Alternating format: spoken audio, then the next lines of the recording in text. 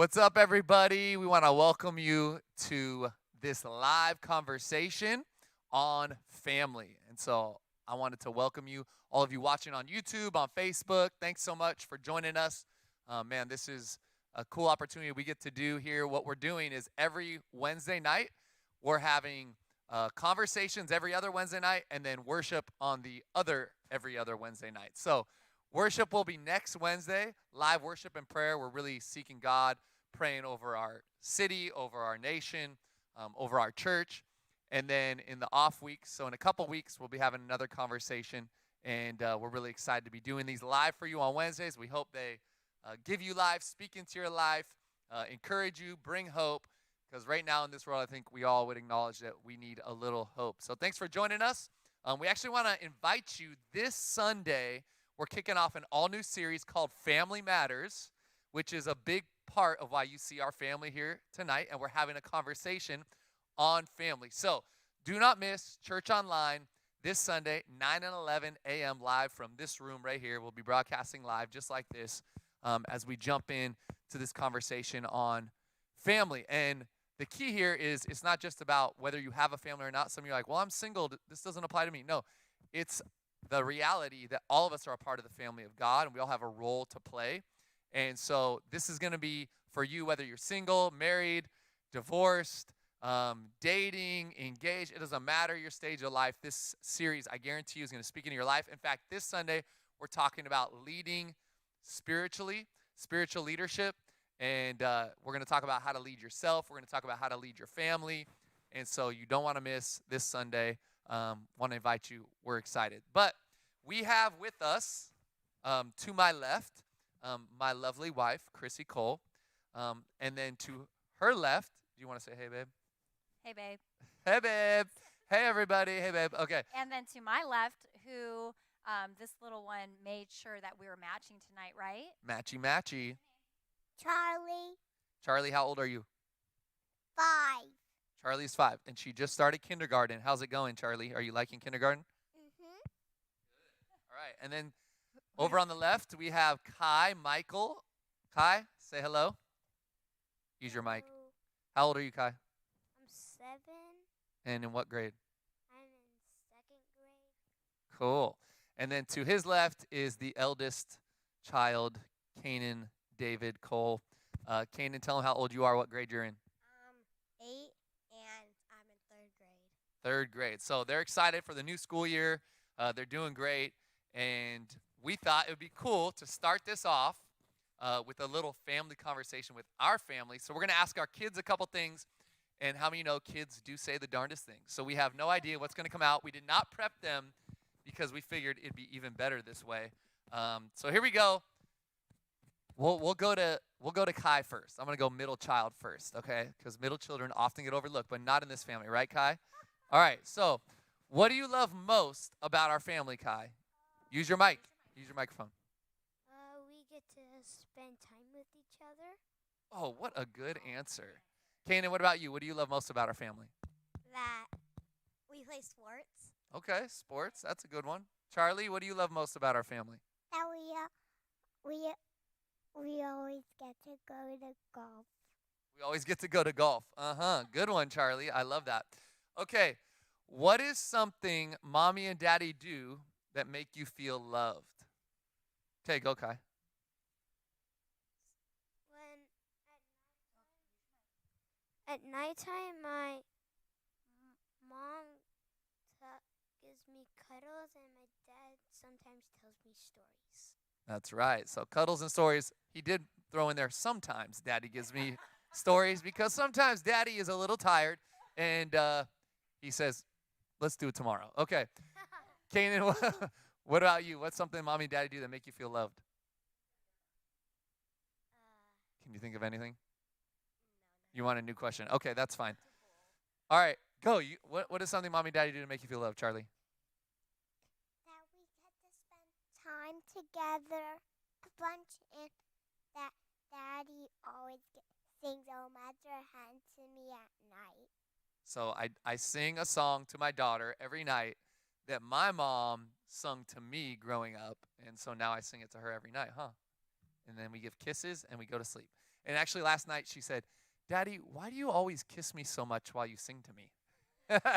And I said, because you're my princess and you deserve lots of kisses. Okay. And then, all right, here's a good question. Kanan will probably answer this one. What is something that mom and dad need to work on? Oh, man. What do you think, Kanan? What's something Boy, we am need I to work on? nervous. Like get better at? Oh, use your mic. Hey, Use your mic. let's be nice. Go. No, be honest. Be honest. Go. Mommy should stop screaming at us. Oh, okay. Yes. Excellent. Mommy All right. sometimes does raise her get voice. really She doesn't passionate. scream. She raises her voice, right? Kind of. She's passionate, isn't she?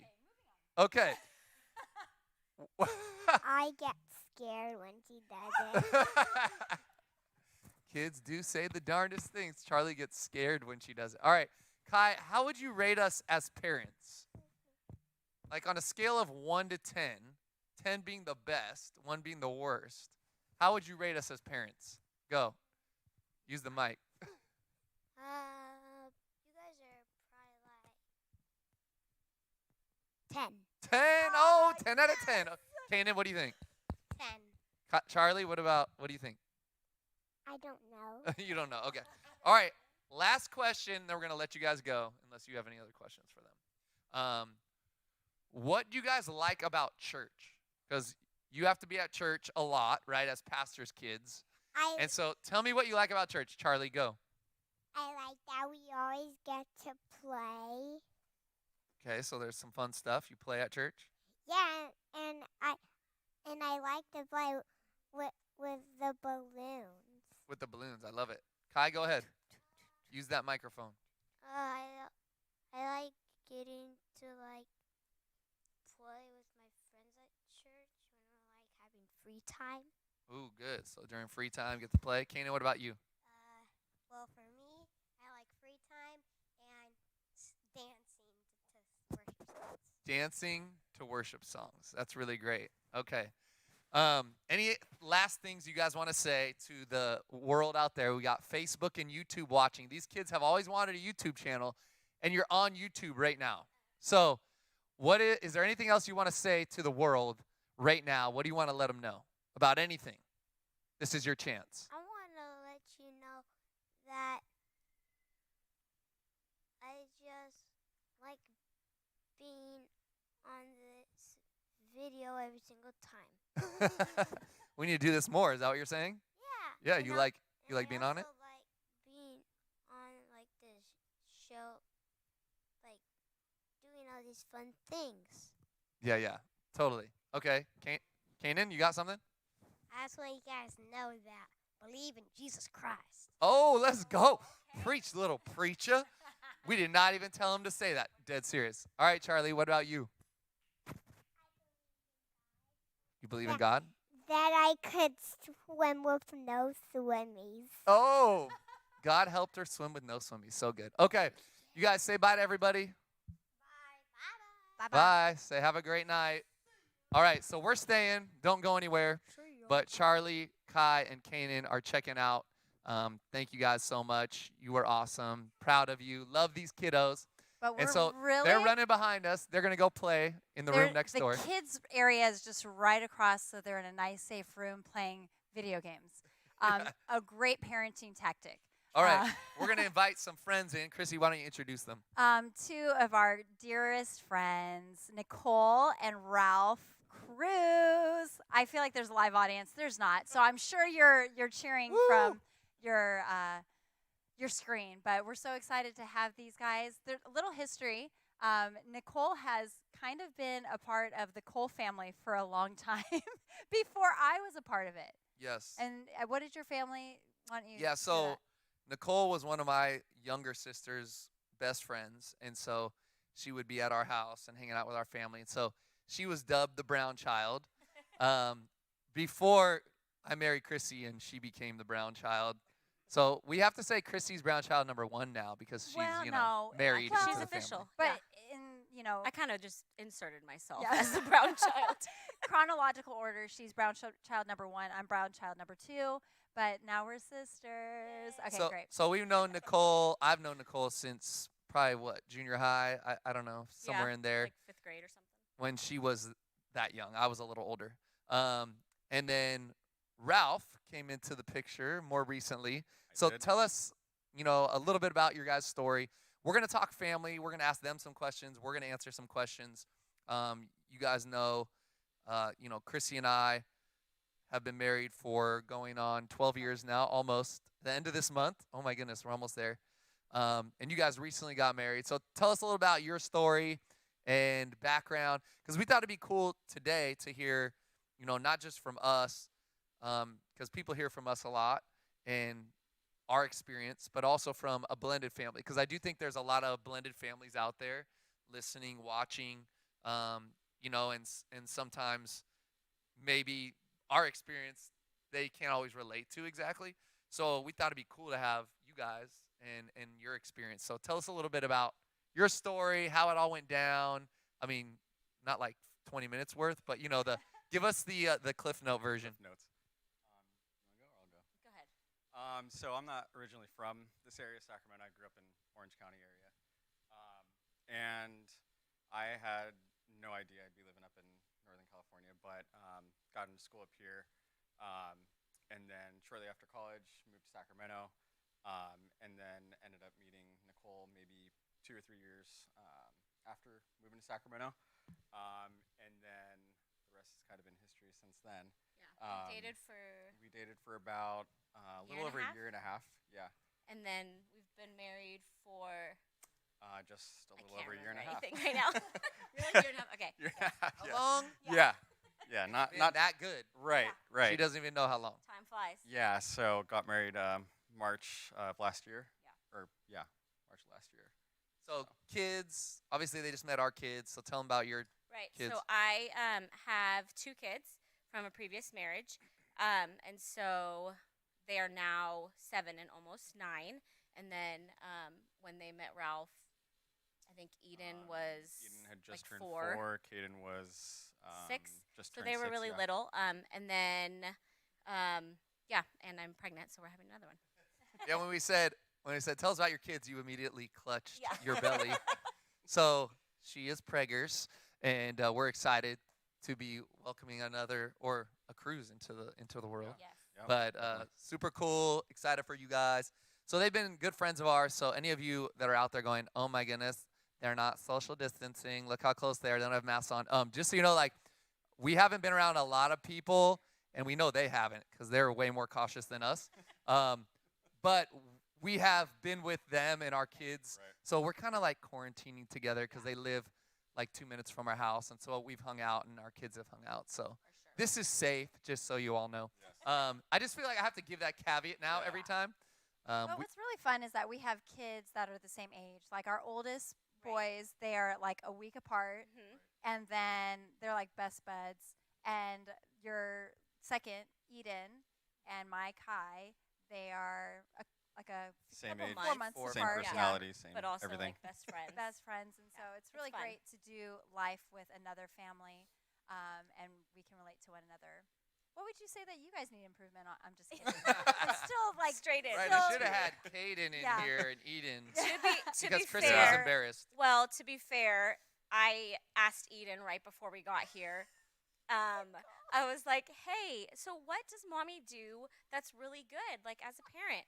And she just like straight face was like screaming, and I'm like, "No, So like you have that in common. yeah." So we pray for one another. Yeah. We hold each other accountable, and we help one another with that. But we also try to express to our husbands where we're it not comes from. yelling. Yes, we're It's just, just passionate. passion. a little louder. Yeah. So Slightly you're both- slightly elevated. you're both Filipino. So is that the Filipino in you? But you're also Colombian. So is that the Colombian in you? Yeah, I know have, for like, Chrissy, a it's tough combo right there when it comes to that. the combo of passion. I love Yeah. it. Well, we want to talk about family tonight. We want to talk about parenting. I know we got parents out there watching. We got families out there watching. We got some single people watching. And we hope that this, encourages you no matter what stage you're in. I know we have, some marriages that are really struggling right now. I think we all can acknowledge that. In fact, we did a marriage course online on Tuesday nights, and we threw it out there to the church, and we thought, man, hopefully we'll get like, 20 to 30 couples. That'd be amazing. And we had like 70 couples sign up. So I think that was a pretty good testament to us that I think people need this right now. I do think people are struggling. The reality of the pressure we're under on so many sides. And we have to acknowledge and give ourselves grace, number one. But number two, acknowledge that like it's okay if we need some help. It's okay to listen to this, to watch a podcast, to jump into a marriage course. And I think sometimes, I know I've been there when my wife a few years back was like, hey, we should go to counseling. And I'm like, what? How dare you? Like, you think we have problems? We don't have problems. I got super defensive. And then I acknowledged, like, no, you know what? Like, there's nothing wrong with working on your relationship, on your marriage, on your family. And so hopefully we're going to share some things that encourage you, that maybe bring some strength, give even some practical tips. We're no experts by any means, but we have read quite a few parenting books. Chrissy's read more than I think me, for sure. So we want to talk about family. We want to talk about parenting. If you're single, most likely the odds are that someday you will have a family, statistically speaking. So I want to jump in and talk about like what a God-honoring family looks like. And there's some people that have established like this is the vision statement for our family, and I think that's super cool. We've never done that. I don't know if you guys have done We that. haven't either. Yeah. So great. We don't do that, but if you want to improve your family, write a vision statement for Yes. your I do vision think it would be statement. good. But I think what I wanted to focus on more was, what does a God-honoring family look like? Because I think there's so many perspectives. So what are some practical things that you say, man, God-honoring family looks like this? I'm gonna make Chrissy go first, and then we'll pass it to you guys. I think a God-honoring family looks like a family that, okay, this is going to sound so simple, but a family that honors God with their time, their money, and their talent. And I believe that looks on a very practical level as being committed to the body of Christ, by making sure that the Bible is leading you, that the Bible is truly your family's guide, and that you're staying in community, not just within your family, but with other families that are also, your relationships revolve around and are centered on God. And so, I mean, that's fairly simple, but yeah, I think that's a God-honoring family. Yeah, I mean, you guys are early on in this, right? New marriage, I mean, a year and a half. And I love that perspective of newlyweds because I think that they do see things differently. So as you guys, came in, a blended family, new marriage, like what are some things you felt like you've done that have aided you in like honoring God with your family? I think everything that what Chrissy said, I think for us it's been important that the kids not only hear us talking about how God is first in our life, but that they see it and they see it practically. And that is with, spending time at church, like tithing, teaching them about tithing. I think another thing that we've recently been going through is really teaching the kids how to incorporate God. It's not just a Sunday thing. So it's like, okay, you have a problem, like have you talked to Jesus about it? And really teaching them what it looks like to practically live life like with the Lord on a daily basis. Yeah, I think that it would be good to frame this like obviously Chrissy and I, this is our full-time job, Right. Being pastors. We still have interaction with people that aren't Christians at times and in different places. But I know that you guys, right, Nicole has a lot of ministry background, but currently you guys are working, the 9-to-5 jobs, right? So tell them what you do in terms of your jobs. I think that would just help frame a little more about Context. you both. So I work for Johnson & Johnson, and I, government affairs, Johnson & Johnson. I work for Liberty Mutual as a workers' compensation claims examiner. So anybody that gets hurt on the job, Let them know. yeah, well, don't. But Don't. Well, Yeah. it actually makes me think, you work other jobs. Perhaps you aren't actually interacting with other people because you're mostly at home. You both Right. are working from home. So I feel Right like now. a really great Yeah. question. COVID life. A great question, specific to COVID is how do you keep a God-honoring marriage when you're together more than you've ever been before. I don't want to Yeah, bring I up. need to know how.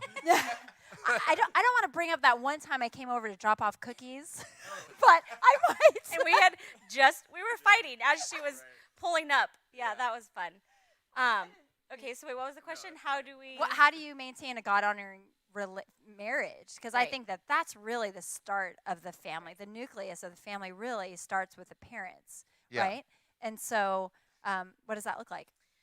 I think knowing, so like obviously we can't go to Sunday mornings anymore right now. And so I think continuing to make that a priority also for our children. It's very easy in quarantine life to just kind of like get into the habit of not doing certain things. So we've just maintained that discipline of Sunday mornings, and the kids oftentimes will jump on Project Kids, and then they'll also come and sit and watch the service with us. And for me, worship is a big thing.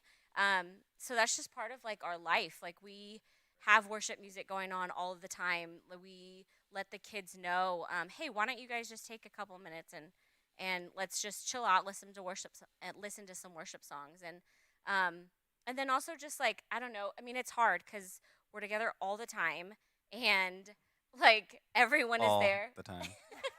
We have a Yeah, small house. Kids are going to school. Right. You're both working. Right. It's a lot. But even like last night, for like 10 minutes, we randomly just both went and got a cup of tea and then sat at the kitchen table and we're just talking about some stuff. And we weren't actually being intentional with it, but it ended up just being like a good couple Casual of minutes. conversation, yeah. Yeah, just to kind of connect.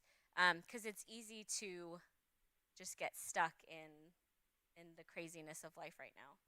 Yeah, we don't all have the same, resources at hand, I guess you could say. Like, my parents are really close to us, and, so and they've been around my kids, so we've dropped them off for some date nights. But I know not in this moment, maybe not everyone has that ability, especially you're not bringing in babysitters. So even like finding a way to do a little mini date night at home, I think is important. We have to cultivate our relationship. One thing we always say is like the most important thing you can do for your kids is to focus on this first. Because I think in this culture, kids like drive everything, and our worlds revolve around our children to the point that we have no lives besides what they're doing. And I think that we're doing families a disservice by not prioritizing this. And so that's one of the things I would challenge all the couples out there is like prioritize this, and this, I mean, husband and wife, time together, building that healthy relationship, and then prioritize your own personal health. Because I think I can't honor God in my marriage, in my family, if I'm not healthy personally, if I'm constantly stressed and feeling, like my mind is going wild. And so we've actually been in this moment, like spending some time apart, which I think has been good. And we found little things that we do. Now we golf together, but we also, like, she went for the last couple of weeks, like a girls' golf day, and then I had a guys' golf day. And like just having that time apart and something for yourself, that has brought life and been a stress reliever. I've gone to some outdoor workouts a few times on my own, like those kinds of things that then I come back and I'm excited to be back home, excited to be around my wife. But that's, personal health. So how can we be a God-honoring family if we're not healthy mentally, emotionally, and spiritually? And so we have to focus on our mental health, our emotional health, and our spiritual health. And I know for us, that's prioritizing church. Obviously, we have to be at church. Well, I but think even still. that's so commendable too, to know that families in the church are prioritizing that because again, this time is so difficult to do that, and but I think even when things are back to normal, it's easy to not be doing that. There's so many things that get in the way, and weekends are really sometimes our only time to rest. So the fact that people can, really log on and be intentional about that is, I think, as difficult even as it is when we're not driving to church. I mean, Yeah. I think it's still difficult all around. Well, I mean, the first 5 months, almost 5 months of COVID, we were pre-recording our services. So Sunday mornings, like for the first time in our lives, our marriage, we're free. And so we had to really say, like, no, are we going to prioritize church still? So we would wake up, put on church for us, put on church for the kids, and just staying in that rhythm, prioritizing it. Like our kids saw, Sunday's something we do. And my kids still are excited for Sundays. Whether it was when it was church online, they were excited. And now that we're coming here, because we're doing live recordings here on Sundays, they're excited. So it's just, I think consistency is the most overlooked attribute of a healthy, thriving, God-honoring family. Consistency. And consistency is something that we don't talk about enough. And consistency pays off in the long term huge dividends, right? You don't plant a seed and harvest the crop the next day. And so that consistency in your marriage of prioritizing each other, the relationship, consistency of showing your kids that God comes first, whether it's financially, in your time and your days, I think is huge. And you don't see it in the short term, like, yeah, we're going to church every week and it doesn't seem like anything's changing. But you do that for 6 months, you do that for a year, you do that for a few years, and suddenly, my kids spout off things, and I'm like, how do you even know that? Like, I've never taught you that. We've never had that conversation. But I realized the consistency of them being around the house of God, being around the church, things are being taught to them that I don't even know are being taught to them, and then they regurgitate it, and it's been planted deep in them. So speaking of, I just need to have you share the story that I was here preaching a video, huh? I'm saving it for my sermon on Sunday. But if you want me to ruin the story now, I'll save it for Sunday. You're going to have to wait. I'm not going to tell it now. All right. Tune in on Sunday because I'm preaching and I'm going to tell this story that is powerful. Okay, great. With that said, I have another question. Go. I think it's always interesting to hear what people's values are. And as parents, I'm sure that you thought of what kind of values that you're trying to instill in your children. So what would you say are maybe your top 5 values? And speak to that. Top 5 values. You may not values. be able to hit 5, but I give know. us your best shot at a few. Okay. I think raising children that know how to truly walk with the Lord is number one. Just kind, loving kids. Kindness. Yeah, it's good. I think one thing that Ralph has been really good at since we've become a family is really teaching the kids how to solve problems on their own, which kind of seems like it's not a top value, but then you think about life and you're like, that's actually something we all need to learn how to do, especially with our sweet Eden, who usually just throws a fit instead of figuring out how to solve the problem. I don't know. What are some other ones? I think another one would be just treating others as you want to be treated. I think that's huge, especially for kids nowadays. Growing up in the world that they're in, is just being somebody that people can come to you for whatever the reason may be. Someone that's approachable, someone that they know that they can confide in, or walk with through whatever problem that they may be having, even just at this age. Caden plays a lot of sports, so trying to teach him to be some sort of a leader out on the field is huge. And then Eden, still getting there. What are the things that would challenge some of the values that you have as a family? This world. I just think that a lot of times, the things that we are teaching our kids really are countercultural in a lot of circles. And so really teaching the kids that it's okay that other people do this, but this is what we do in our family. And then we even have the aspect of, the kids are from a different marriage. And so there are plenty of times where how we choose to parent our children is not how they are parented every other weekend. And so that is probably the biggest, school aside, where they maybe hear something from a friend. I think the biggest thing would be that in our situation as a blended family, and just trying to explain to the kids that it's okay that you know, that person is doing that or whatever it is. But here with mom and dad in this house, this is how we choose to live our life. And we always bring it back to because this is what the Bible tells us. And this is what Jesus tells us. Giving them a strong foundation that they can always come back to, some sort of a Yeah. ground zero. That's good. Very excellent. I know top 5 for us would be dodge, duck, dip, dive, and dodge. Sorry, I just had to throw it in there. Little dodgeball reference. Come on, I was who like, loves I dodgeball? don't didn't watch it.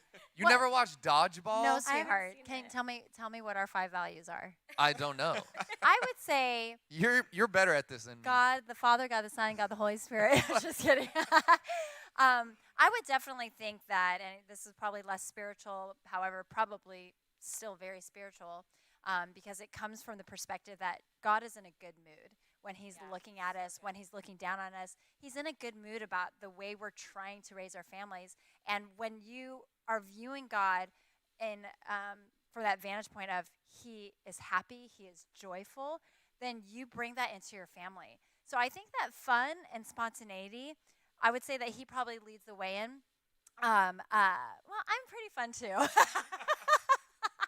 If But I don't say so myself. but I really feel like we prioritize that. I mean, Yeah. at dinner, one of the ways that we try to keep the kids at the table so we're spending time with one another, talking to one another, is that we make them engage in games. So we play games. I think when we go, whenever we are able to sit down and have a meal together, they're like, oh, hey, I want to go. They want to go to their room. They want to go play with a toy. They want to go play the Switch, Nintendo Switch. That can be a great enemy to some of our family values. But I know that it just keeps them engaged. It helps them to just interact with us, interact with adults, and talk. We get to hear their thoughts. One great game is like 21 questions.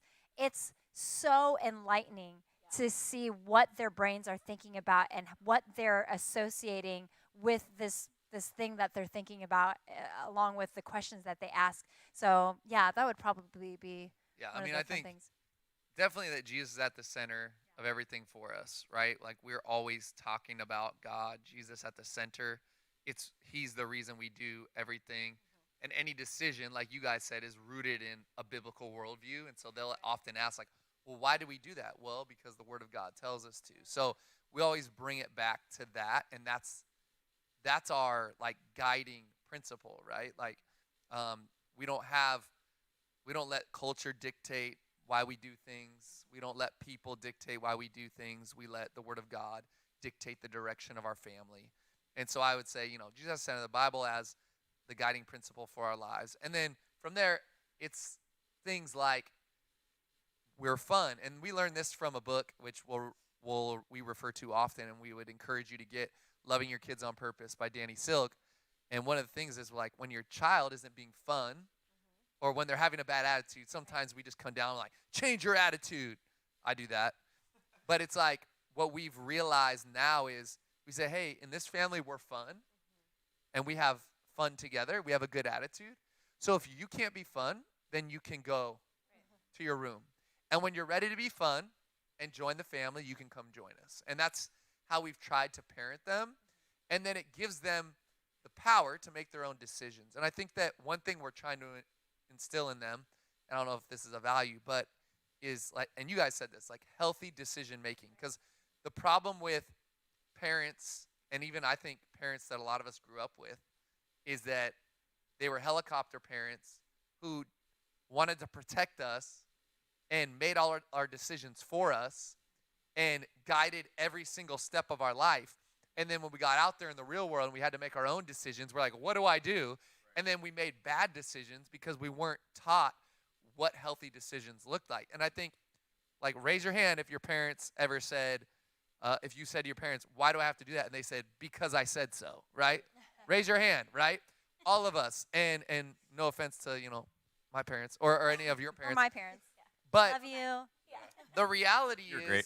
that's how we've parented for like, I don't know, at least the last few decades. And I want to say, well, here's why. And here's why we make right decisions. So teaching them to make right decisions as well. And then one of our core values as a family is winning. Oh, my word. So we have a thing We with are our kids. stellar parents. This is We just fun. scream and we win. We're ultra competitive, and so we have this thing with our kids, and I used to do this when they were younger. I don't do it as much anymore, but they still remember it.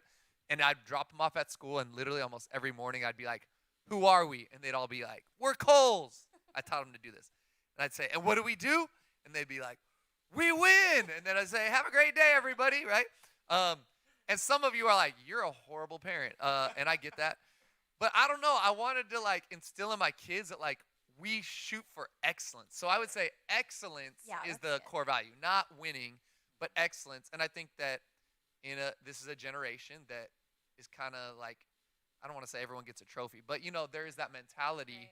Right. And so it's like, just do whatever. And no, like we do our best. Yeah. So tell them what winning is in our family. Winning is trying your best, having a good attitude, and never giving up. So That's it's what those we teach three our things. kids. And I have them So repeat good. it when they have a bad attitude, when they are losing, and when they're angry.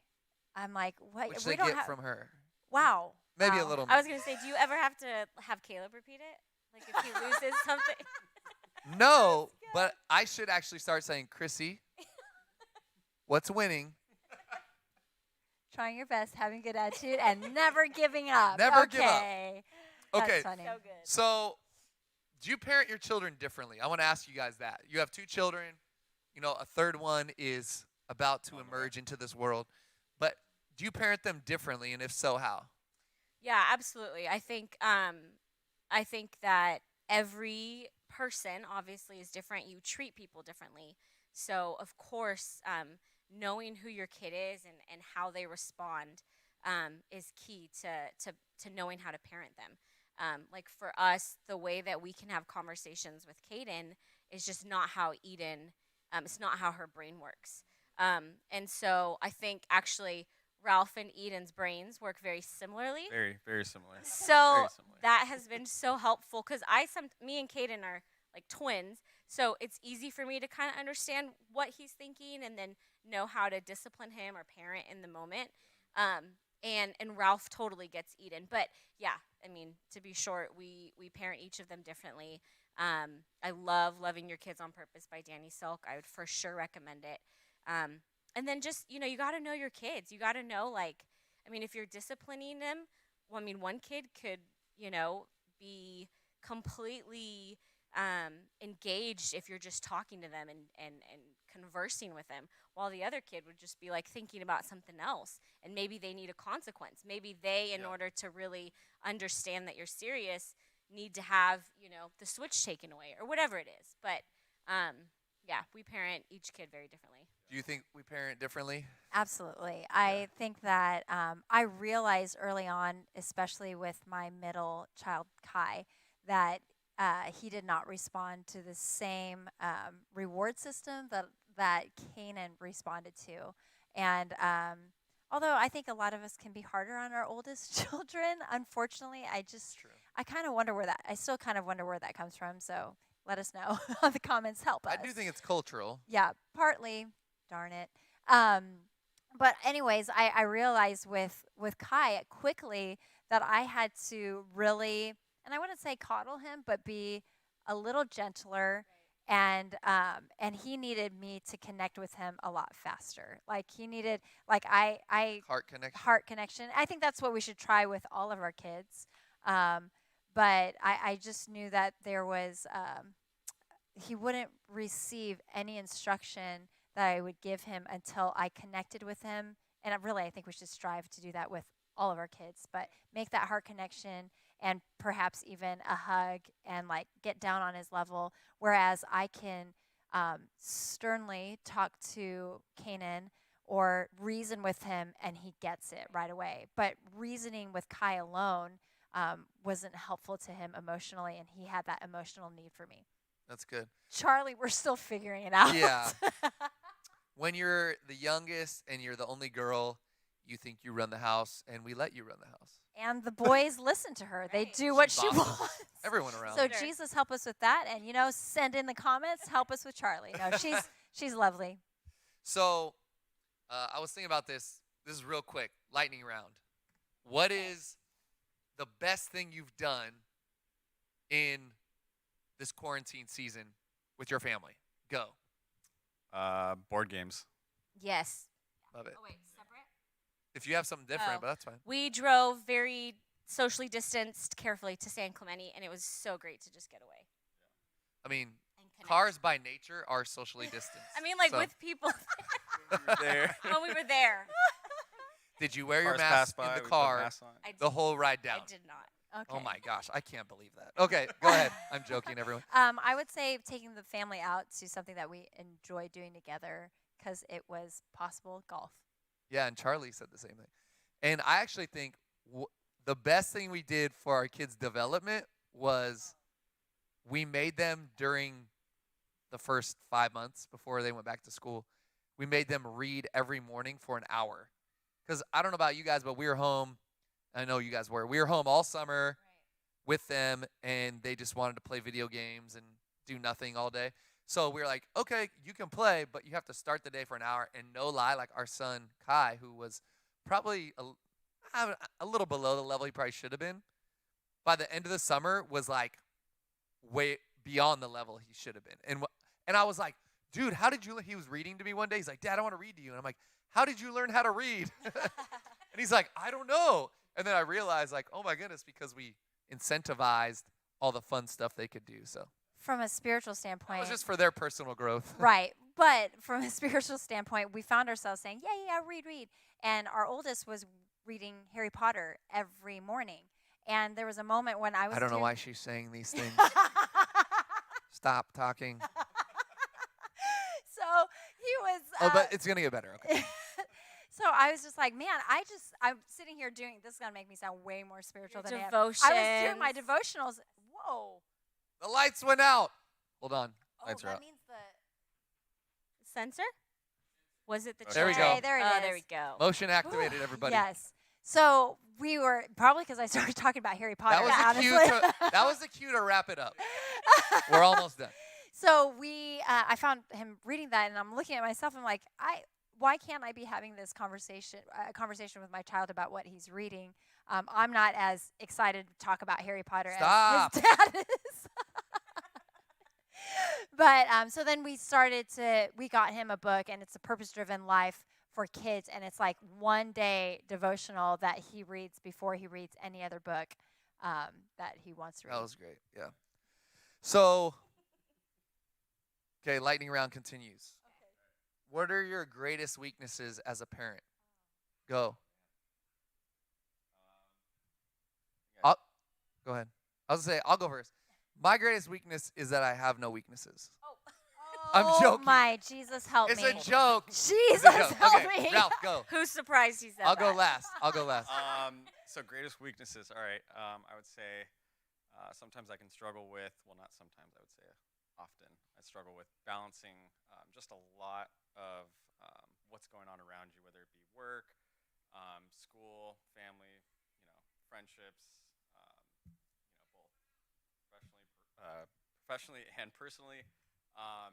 When especially right now when there's just so much going on throughout the day, and a lot of times Nicole, catches me with like, forgot that. So I think weaknesses just comes with like struggling with balancing a lot that goes on in our daily lives, monthly, yearly. I need more patience. And I can get frustrated way more easily. Way That works. more easily? Yeah. Than Ralph. So it often magnifies my impatience. Yeah, because he's so different than you. Yeah. Yeah, I would say that I resort to parenting techniques that I was raised with. I don't blame him, but blame them or my parents, but I resort to like fear tactics. And so this whole idea of parenting to help our kids make good choices is really the antithesis of what we have been raised with, which was really parenting out of fear. And intimidation. Fear and intimidation. We and try to so intimidate our children into. obedience and Yeah. compliance. But again, the book that we often talk about, Loving Your Kids on Purpose, really the goal in parenting, it says, is not compliance and is not obedience, but it's to help our children make good choices and the right choices in a world full of freedoms. So it's really our job to not live in fear as parents. And if we are living in fear, then we parent out of fear, and then we're parenting for our kids to be obedience driven and compliance driven. And what does that really come down to? Often, it's because of how we're perceived by people outside of our own family. Right. So it's sad to think that we intimidate or fear-driven parenting because we want people to perceive our children as compliant and good and well-behaved. And that's not right motivation, right? The motivation is to raise them to make right choices in a world of freedoms. Right, and the worst part about that when they're children is that yes, they're trying to be obedient, and as they grow older, then they just see God as somebody that they have to obey, not somebody that that they choose to love and follow, and recognize that the boundaries that are given are like helping us live a free and wonderful, abundant life. And so it really sets them up for what their faith is going to be like when they're older and are able to make a lot of choices with a lot of freedoms. I think probably, and I was joking earlier, I think my biggest weakness is avoidance. And my wife will tell you this. I, as a 7, Enneagram 7, if any of you know Enneagram, I tend to escape like problems or reality. And so I do pride myself on being like the fun one. But as a result, I'm always like, all right, what fun thing are we going to do today? And then the next day, and then the next day. And then Chrissy's like, I mean, we have work to do. We need to do things around the house. You know, we need to clean. The kids need to do homework. And I'm like, they can do homework later. Right. Like, and let's go on an outing. You know. And then it doesn't help when I'm like easily swayed. I'm like, you're right. And then we come home at like 9 o'clock at night and the house is in disarray. And it's like, what were we doing? They haven't showered. And they haven't done their homework. And they have school the next day. I'll do that. So I've acknowledged that in myself. You know what I mean? And so I'm working on, you know, not avoiding responsibility, which I think because church is so much responsibility for me that when I get home, I want no responsibility, which is why Chrissy pays all the bills and handles everything around our house for the most part. Not that she doesn't carry the weight of this, you know, church as well as co-lead pastors, but I think I feel the weight of the church more than her, and we've talked about that. Do you think he feels the weight or that one has more faith than the other? I'm totally kidding. No. Just went there. We know that Chrissy, her gifts of the Spirit, that one of them is faith, and that one is always an activation for her. So she definitely has more faith than me, and I'll acknowledge Could be that. avoidance where I'm like, oh wow, we have to think about finances. It'll all come together. It'll all. Right. Lord will provide. He'll It'll be provide. fine. Exactly. No, it's funny you say that because the same thing happens with me. Nicole and I have talked about it, where it's like I feel like a lot of times throughout the day, work will just drain so much out of you, and it's not just probably me. It's probably same for a lot of others out there. But those times after work, when it's just family, then it's like Nicole's like, can you just bring it in a little bit more? Just give me that. Just open that capacity a little bit more. Yeah, I get that. And I just say this as a friend and as somebody who's watched you guys in this last year. It has been amazing to see the way you've led your family as a blended family, and just seeing how the kids are thriving and how much they love you, Ralph. You both have done a stellar job, and it's so cool. I mean, because I feel like those kids are like my nieces and nephews. They are. So they are. They call you Tita. Yeah, they do. And so I love that they're in such a safe environment, and you're leading so well.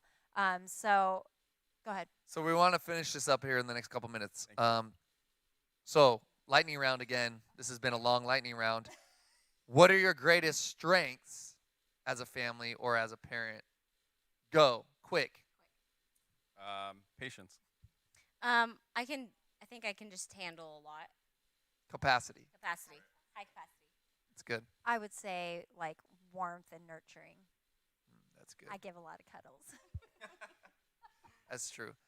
I think for me, it would be patience. And yeah, it would be patience. I do think like you guys are similar to us in terms of personality types, which is probably why we get along. But also we're opposites in some ways. They say opposites attract, but then once you get married, they attack. Opposites attack. You probably heard that. So true. So Never heard that so good. are you serious? No. Yes. So they say opposites attract before marriage, but once you get married, opposites attack. So we have to Makes acknowledge so much sense. that Wow. our differences Sorry, that brought us babe. together can often cause friction Right. once we're married because we operate differently. But it also can be a strength. Like I think I need to not avoid so much, but also it's good that I bring some lightness and say, well, it's okay to get away. We don't have to do housework every single weekend for hours on end. You know, like we just don't have to. The house will still be there. So there's a balance, You're and I think we right. can balance You're each other right. out. All right. Last thing, talk to us about like blending a family. What was the greatest challenge? What has been the greatest joy? Greatest challenge: finding someone to blend with. No, I'm just kidding. You are very handsome, Um, Ralph.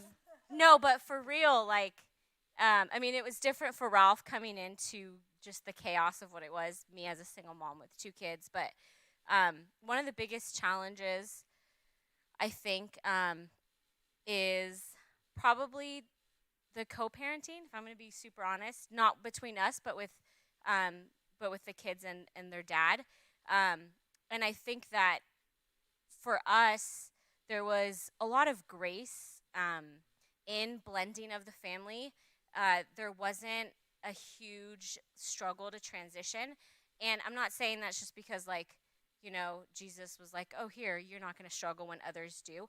I think it speaks to how we chose to date, and that the kids really were given the opportunity to build the relationship with him naturally, and there was no rush and there was no context of this is mom's boyfriend. Because my kids were little, so I could get away with that. Some of you probably have teenage kids, which obviously you can't get away with that. But yeah, probably just a struggle in blending before we knew we were blending as a family was really choosing how to date and how to do it wisely. Yeah, I think for a period of time there, I didn't meet the kids for the first 3-4 months. Yeah. And then even in that, just it's funny. Caden always jokes around when I actually proposed and we got engaged. Caden was like, "So you guys were boyfriend and girlfriend this whole time?" Had no idea. Yes, they called me. Yeah, they called him Mr. Yeah, Ralph they called me for Mr. Ralph for You the longest sometimes time. still call him Yes, Mr. that's Ralph. true. Sometimes.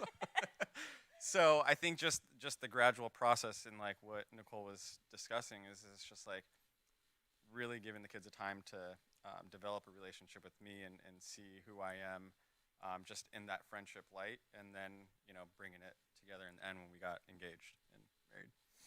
It's good. Yeah.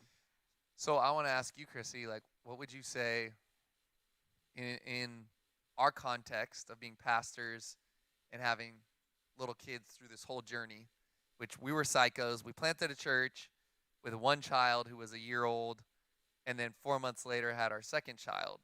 So, and then planted a second campus, and like 2 months later had our third child or something like that.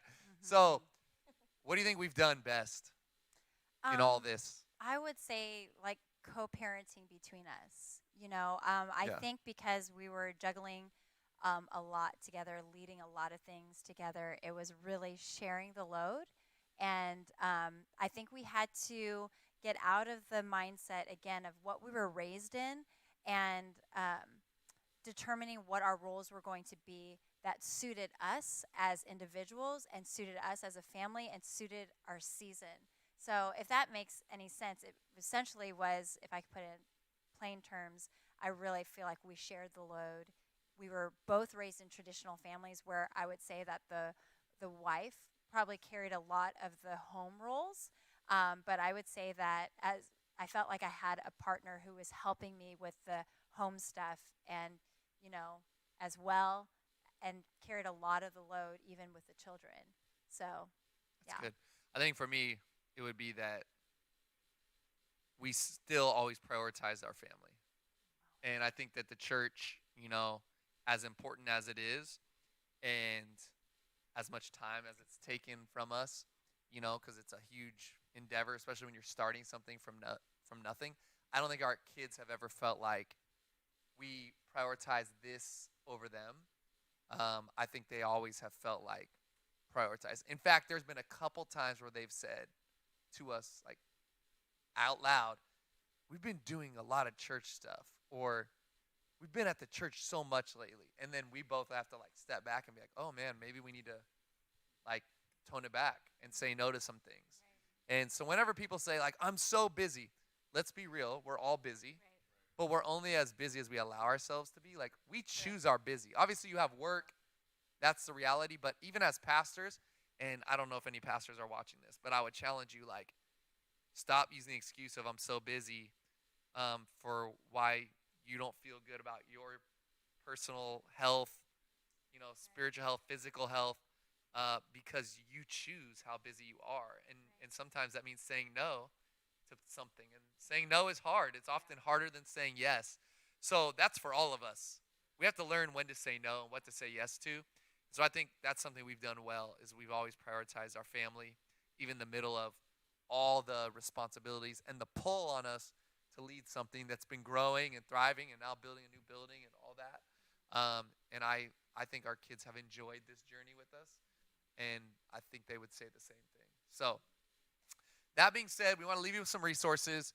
So we said Loving Your Kids on Purpose by Danny Silk, great one. Play to Their Strengths, hold that up, Chrissy, by Annalyn and Brandon Miller. They actually go to our church, and this book has sold really well. They're writing a second one right now. So their publisher just had them write a second one. So we've just been diving into this. Super good. It's a new approach to parenting your kids as God made them, so spiritually. Yes. And it really rooted. Spoke to what you were talking about and how you uniquely parent the children. Yeah. And you like parent them based on their strengths, but also recognizing what strengths are in them and that they're all unique. So they do require, different parenting techniques. So, Good. Yeah. So it's been 1 hour exactly. We've done amazing. But I wanted to introduce you guys to our other child. If you guys don't know, Michael's in the house. Michael, can you come over here, Our other buddy? child. Come here, Michael. He loves this. So I want to ask Michael a question. Come here, Michael. I want to ask Michael a question. Michael. We're going to wrap it up with this. This is going to be the best part of the We're going to night. wrap it up with this. So, Chris, he has the power. He said he has the power to but you're cut this off. standing here, so you can't. Give him the mic, Chrissy. Okay, somebody. He's got Ralph's. Yes. Okay, Michael, tell us right now, what do you love most about mom and dad? I love you both equally. No, but I what do you have love no most favorites. about No. us? We He love said, I most love about you. him.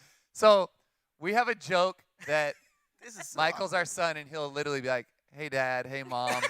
And What happens is when I need a, first off, to all our givers out there, thank you for making online church happen. generosity, our privilege. Yes. Yes, but when we need to buy something, I may or may not go to mom first because she'll say yes immediately. Smart. You guys, I am still a Obviously, great steward of You our see the yes. equipment in here, and we had to buy, more stuff when we went to church online. And so Michael is smart. He goes to mom first because she's more generous than I'm stingy. And I'm like, wait, do we really need that? Tell me why. Give me all the I can details. give you all the reasons. Which Yeah. we're good stewards. So Yeah. But anyways, mom and dad love you, Michael. Yeah. Okay. We just want to give it up to Michael. Make he some made noise. Throw an it emoji happen a for us comment tonight. to give Michael the love because he Always. makes So much happen. all the He online makes stuff happen. So much happen. So. And we're Okay, proud. We bye-bye. are so proud of you, Michael. Bye, son. Michael. He's such a grown-up big boy now. All right, so thank you, Nicole and Ralph. We love you guys. Thank you for all your insight, everything you shared. Super encouraging. It's cool to just see how God's brought you together, meshed your families, and just how much you're thriving. So we're praying for you guys. Chrissy, thanks for being my ride or die girl.